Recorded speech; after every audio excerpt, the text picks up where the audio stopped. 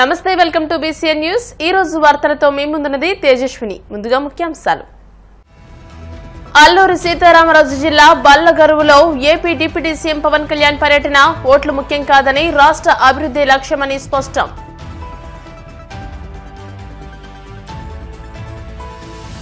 ఉండి నియోజకవర్గంలో వైసీపీకి భారీ shock. AP deputy speaker Raghurama ఆధ్వర్యంలో టీడీపీలోకి భారీగా చేరికలు।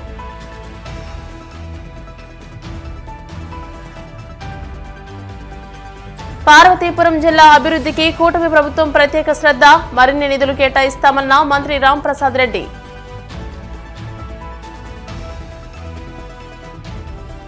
బెంగళూరులో ఘోర రోడ్డు ప్రమాదం, 2 ట్రక్కులు ఢీకొని ఒకే కుటుంబానికి చెందిన 6 మృతి।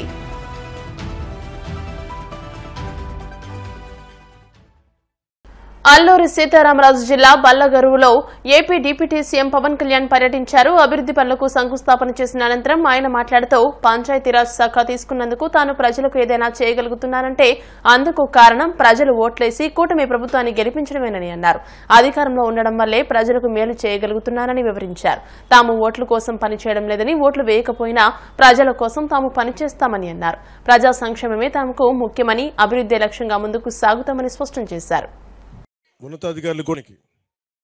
తెలంగాణ అసెంబ్లీలో సంధ్య థియేటర్ తొక్కిసలాట ఘటనపై సీఎం రేవంత్ రెడ్డి తీవ్ర స్థాయిలో స్పందించారు। సంధ్య థియేటర్ ఘటన అల్లు అర్జున్ కారణంగానే జరిగిందన్నారు। అల్లు అర్జున్ రాకపోతే తొక్కిసలాట జరిగేది కాదని, రేవతి కుటుంబం నష్టపోయేది కాదంటూ అసెంబ్లీలో మండిపడ్డారు। బాధ్యులెవరైనా వదిలేది లేదని, చట్ట ప్రకారం చర్యలు తప్పవని హెచ్చరించారు। థియేటర్కి రావద్దని పోలీసులు చెప్పినా కూడా అల్లు అర్జున్ వినలేదని, డీసీపీ వచ్చి బలవంతంగా కారులో ఎక్కించే వరకు థియేటర్లోనే కూర్చున్నారని మండిపడ్డారు। థియేటర్ వాళ్ళు పోలీసులను హీరో దగ్గరికి వెళ్ళి చెప్పడానికి కూడా అనుమతి లేకుండా థియేటర్ వాళ్ళు పోలీసులను బ్లాక్ చేశారు అధ్యక్ష। ఎప్పుడైతే హాస్పిటల్లో తల్లి చచ్చిపోయిన పిల్లగాడు కూడా ఆల్మోస్ట్ చావు నోట్లో ఉన్నాడు అని తెలిసి పోలీసులు వచ్చి ఏసీపీ వెళ్ళి చెప్పడానికి పోతే థియేటర్ సిబ్బంది లేదు హీరో దగ్గరికి వెళ్ళడానికే వీలేదని చాలాసేపు పోలీసులను కూడా హీరో దగ్గరికి పోనీయలేదు అధ్యక్ష, వాళ్ళ ప్రైవేట్ వీళ్ళు। చివరికి ఏసీపీ కోపం వచ్చేసి మిమ్మల్ని అందరిని తీసి లోపల వేయాల్సి వస్తా అని చెప్పిపోయి హీరోకు ఏసీపీ క్లియర్గా ఇద్దరు చనిపోయినరు, మీరు ఇక్కడ కూర్చుంటే థియేటర్లోనగా థియేటర్ బయట ఉన్న వేలాది మంది ఈ సినీ అభిమానులను మేము కంట్రోల్ చేయలేకపోతున్నాం, ల్యాండ్ ఆర్డరు శాంతి భద్రతలు చేయి దాటిపోయినాయి, మేము లాఠీ చార్జ్ చేయాల్సిన పరిస్థితి ఉంది, మీరు దయచేసి వెళ్ళిపోండి, వచ్చిండ్రు చూసిండ్రు కదా వెళ్ళిపోండి అంటే లేదు నేను సినిమా అయిపోయే వరకు ఇట్లే కూర్చుంటానని పోలీసులతో చెప్పిండని సిటీ కమిషనర్ నాకు చెప్పడం జరిగింది అధ్యక్ష। అదేవిధంగా ఇంకా కంట్రోల్ కాకపోవడంతో అప్పుడు డీసీపీ పై అధికార రంగంలో దిగి వాళ్ళ అందరినీ లోపల వాళ్ళ ఎంబడున్న అడ్డుకుంటున్న వాళ్ళను పోలీసులతో జరిపించి చక్కగా డీసీపీ పోయి హీరో గారికి బయట చనిపోయినరు, పరిస్థితి చాలా గందరగోళంగా ఉన్నది, మీరు ఇక్కడ నుంచి కదలాల్సిందే లేకపోతే మిమ్మల్ని పోలీస్ స్టేషన్కు తీసుకెళ్లాల్సిన పరిస్థితి వస్తుంది, మీరు ఇక్కడ నుంచి కదలాల్సిందే అని బలవంతంగా అతన్ని సినిమా మధ్యలో 12 గంటల సమయంలో, రాత్రి 12 గంటల సమయం అట్టిగా ఆ సమయంలో అతను తీసుకొచ్చి బండెక్కిస్తే మళ్ళీ అతను రూఫ్ టాప్ ఓపెన్ చేసి మళ్ళీ చేతులు ఊపుకుంటూ రోడ్ షో చేసుకుంటూ అంటే తల్లి చనిపోయి పిల్లగాడు చావు బతుకుల మధ్యలో ఉన్నాడు మీరు వెళ్ళండి అని వెనక్కి పంపిస్తే కూడా మళ్ళీ కారులో రూఫ్ టాప్ ఓపెన్ చేసి చేతులు ఊపుకుంటా అభిమానులను సంతోషపెట్టుకుంటా రోడ్ షో చేసుకుంటా అతను వెళ్ళిపోయింది అధ్యక్ష। చనిపోయిన 11వ రోజు వరకు వీళ్ళు ఎవరు హీరో కానీ ప్రొడ్యూసర్ కానీ ఎవరు కానీ ఆ కుటుంబాన్ని చనిపోయిన కుటుంబాన్ని కానీ హాస్పిటల్లో చావు బతుకుల మధ్యలో ఉన్న పిల్లవాడిని పరామర్శించడానికి కూడా పోలేదు అధ్యక్ష। ఇది ఏ రకమైన మానవత్వం అధ్యక్ష నాకు అర్థం కాలేదు అసలు ఇక్కడ this false allegation that there is a road show, ఏంటది ప్రొసెషన్, అసలు ప్రొసెషన్ కాదు, రోడ్ షో కాదు, ఏమీ కాదు, జస్ట్ థియేటర్ ఇక్కడ ఉన్నాను, అక్కడ theatre just couple of metres away, couple of yards away from the theatre, అది అసలు రోడ్ షో కాదు, ఏమీ కాదు, కార్ అలా వెళ్తూ ఆగిపోయింది।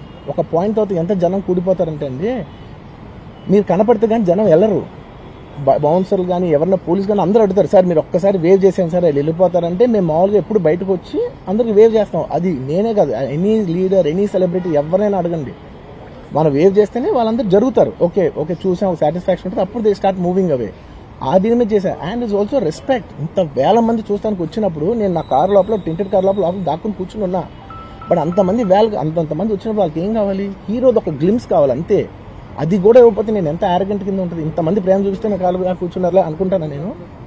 సార్ నా వర్క్ అసలు ఏ పోలీసు కానీ ఎవ్వరూ నాకు వర్క్ అసలు నన్ను కలవలేదు, నాతో ఏం చెప్పలేదు, నాకు చెప్పిందల్లా అది పైగా మా మేనేజ్మెంట్ సైడ్ నుంచి వాళ్ళు మా వాళ్ళు వచ్చి చెప్పింది ఏంటంటే, సార్ బయట ఓవర్ క్రౌడ్ అవుతుంది, మీరు దయచేసి వెళ్ళిపోండి అని చెప్పారు. వాళ్ళ పోలీసు వాళ్ళందరూ బయట చాలా మందికి ప్రాబ్లం అవుతుంది సార్, ఓవర్ క్రౌడ్ అవుతుంది, మీరు వెళ్ళిపోండి అంటే నేను వెళ్ళిపోయా.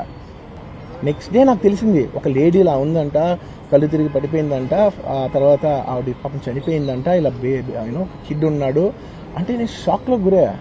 అంటే నాకు తెలియదు అసలు, నెక్స్ట్ డే వరకు నాకు అసలు తెలియదు. I had no idea.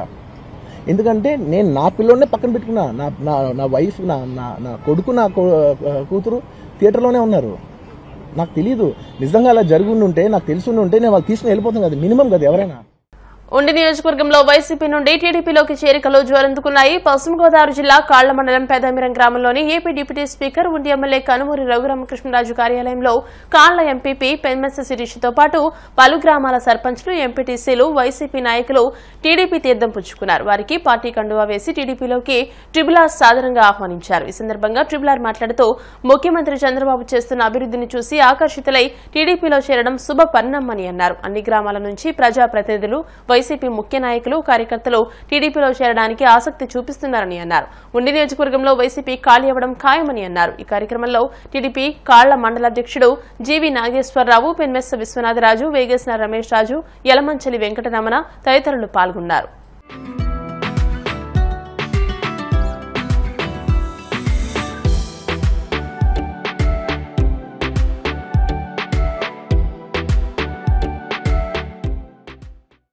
చేరికల పర్వంలో భాగంగా ఈరోజు ఎన్ఆర్పి అగ్రహారం, ఉనుదుర్రు, కోపెల్ల అంటే కాళ్ళ ఎంపీపీ, ఇంకా ఎంపీటీసీలు చాలామంది, వార్డు మెంబర్లు అందరూ కూడా ఈరోజు తెలుగుదేశం పార్టీ కుటుంబ సభ్యులుగా రావడం జరిగింది.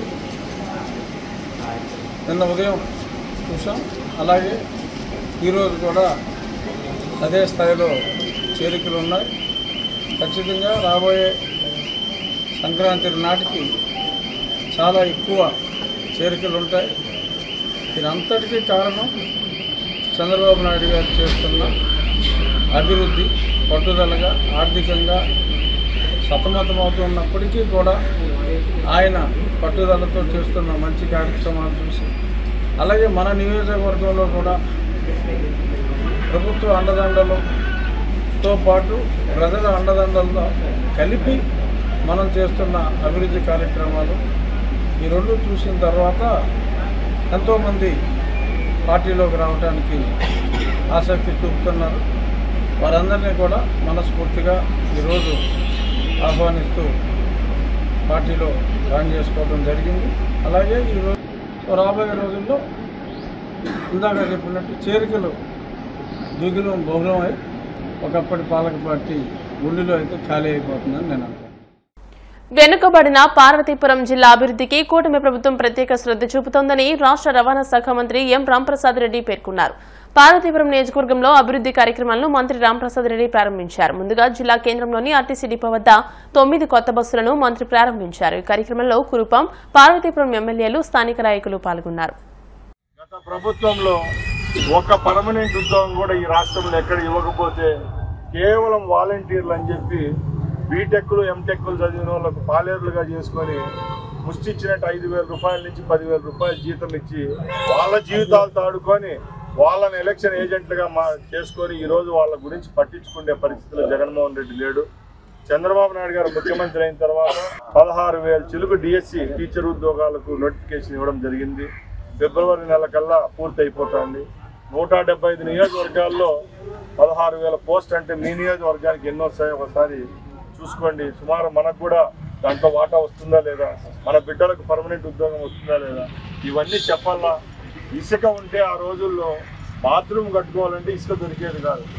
ఈరోజు గవర్నమెంట్ ఎన్ని కష్టాలకైనా కూడా ఇసుకల్లో వచ్చే సీనరేజెస్ కూడా తీసేసి ఇసుక ఎక్కడ దొరికితే అక్కడ తోలుకొని పోండి, ట్రాన్స్పోర్టేషన్ పెట్టుకొని పోండి అని చంద్రబాబు నాయుడు గారు చెప్తున్నారు. ఇలాంటి ఎన్నో సంక్షేమ కార్యక్రమాలు, ముఖ్యంగా రేపు సంక్రాంతి దాటానంటే పండుగ జరుగుతుంది. ఇల్లు ఎవరికైతే లేవో గత 5 సంవత్సరాల్లో ఆధార్ కార్డులు కూడా దొంగ కార్డులు తయారు చేసి పెట్టుకుని ఒక్కో 4 ఇళ్ళు 5 ఇళ్ళు ఆ ప్రభుత్వం తీసుకొని వస్తే ఇప్పుడు మన ముఖ్యమంత్రి గారు ఒకటే చెప్తున్నారు, ప్రతి ఒక్కరికి పక్కా ఇల్లు ఇస్తాం, గత ప్రభుత్వం లాగా 1,80,000 కాదు, మనం 3.5 లక్షలు ఇచ్చేదానికి కూడా సిద్ధంగా ఉన్నామని చెప్పి నేను మన ఎమ్మెల్యే గారికి కూడా చెప్పా. మన దగ్గర కాంట్రాక్ట్లు అడిగే వాళ్ళు, ఉద్యోగాలు అడిగే వాళ్ళు అంతా 100కి ఒక్కరే ఉంటారు. మనం చేయాల్సిన బాధ్యత ఏంటంటే ఇల్లు కట్టించామా, పెన్షన్లు ఇచ్చామా, రోడ్లు వేసామా అని ఆలోచించాలా. ముఖ్యంగా మన కార్యకర్తలంతా జనవరి తర్వాత గ్రామసీమల్లోకి వెళ్ళి ఎవరెవరికి పక్కా గృహాలు కావాలో వాళ్ళను నోటిఫై చేయండి, ఎమ్మెల్యే గారి దృష్టికి తీసుకొని రావండి. ఇల్లు గుణావర్తన నుంచి పెయింటింగ్ అయ్యే వరకు 6 నెలలు కష్టపడితే జీవితాంతం గుర్తుపెట్టుకుంటారు. ఆ రోజు అన్న ఎన్టీఆర్ ఇచ్చిన ఇళ్లలో కూడా ఈ రోజు ఉన్నామంటే జనాలు, ఈరోజు చంద్రబాబు నాయుడు గారు ఇచ్చిన ఇల్లు ఒక 40 సంవత్సరాలు చెప్పుకుంటారు. ఇవన్నీ స్థిరంగా ఉండే అవకాశాలు కాబట్టి తప్పకుండా ఇప్పుడు కాసేపు ప్రకటనలు.